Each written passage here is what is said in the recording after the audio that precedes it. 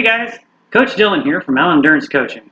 Today we're going to continue our series talking about the different gears we can use while running to get different training stimuli. Today we're talking about the easy gear.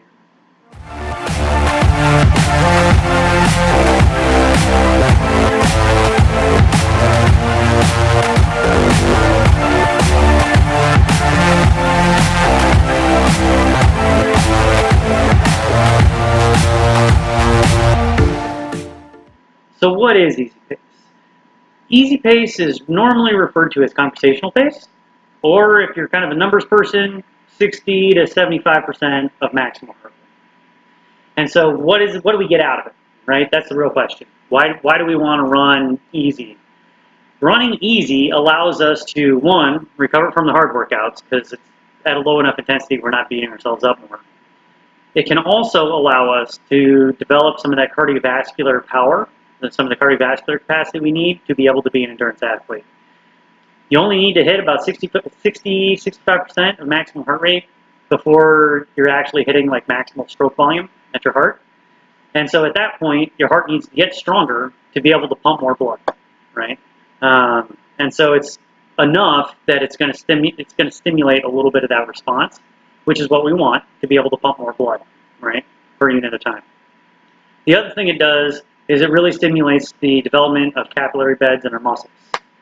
And if we're endurance athletes and what we're really trying to do is work aerobically the majority of the time so that we can turn fat into propulsive energy, that takes oxygen. And so the more oxygen we can get to our muscle cells, those individual muscle fibers, the more power we can create aerobically, right? And that's true for burning carbohydrates aerobically too. Fundamentally, we need to be able to get oxygen from the air to inside of our muscle cells. And that's where capillaries come in handy. The more capillaries you have in a muscle, the more oxygen you can get into the muscle at any given time, which means you can produce more energy and run faster without going anaerobic, which for us endurance athletes is what we want, right? Like, you can't run a marathon working anaerobically the whole time. It's not possible. So, so we're trying to be aerobic. So it gets our heart stronger. It helps stimulate the production of capillary beds in our muscles.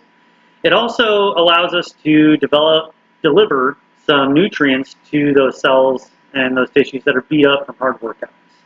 And this is really important if we're doing hard workouts, because you got to recover from one workout before you can really hit the next one, right? Otherwise, you're just beating yourself up and you're not actually getting better. We get better when we're recovering, not when we're working out. And so those recovery days and those easy runs are what allow us to do that.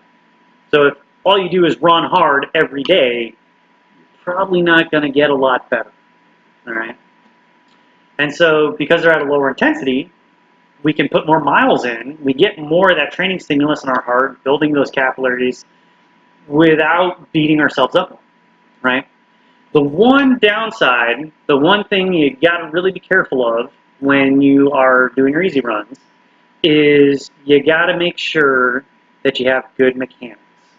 Ideally, we're spending 80% of our weekly training time at an easy pace for most of us. I mean, it varies depending on your total training volume and what else you got going on. If you're cross-training a lot, it changes those numbers. But the majority of our work should be at an easy effort, right?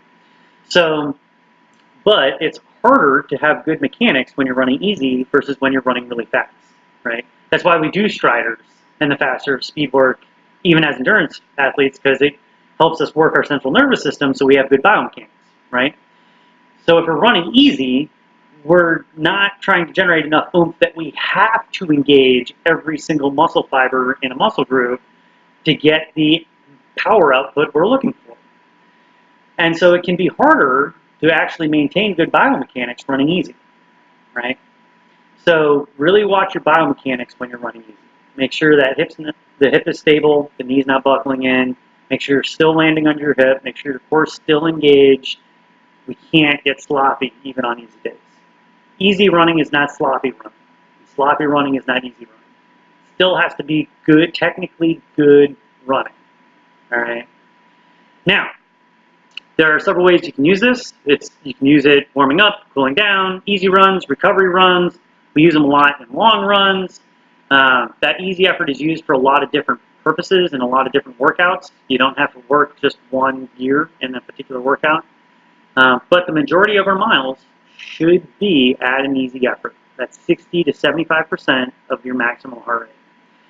Now, in terms of pace, what that means is that you're probably going to be anywhere from a minute to 3 minutes slower than your race pace if you were to go race a hard mile. All right. So yeah, it's slow, and that's okay. Honestly, most of my clients, the hardest thing they have to learn is how to run easy. And I struggled with myself when I first started actually trying to do it. It's difficult, especially if you live somewhere hot.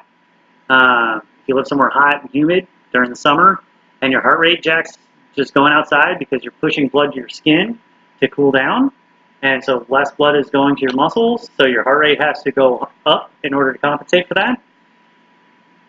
It's harder to maintain those easy paces and run with good biomechanics because you're going to go physically slow. Now, that being said, there will probably be some days that are nice and cool, and it's actually easier to maintain a lower effort level and a lower heart rate if you're moving just a little bit faster. And this ties back into that good biomechanics, because the better your biomechanics are, the more efficient you're going to be biomechanically. So it's going to take less power to move forward, which means you're going to have to be utilizing less oxygen, right? Just make sure you're not moving so fast that you're beating your tissues up because they're having to absorb, a ballistic load on impact. So there's a little bit of a trade-off there. Just be cautious. So easy runs should be the majority. 60 to 75% of maximal heart rate, 1 to 3 minutes slower than your mile or 5K race pace. Should be able to talk. If you can't talk, you're working too hard. So get a training buddy because they'll keep you honest. Till next time, train smart.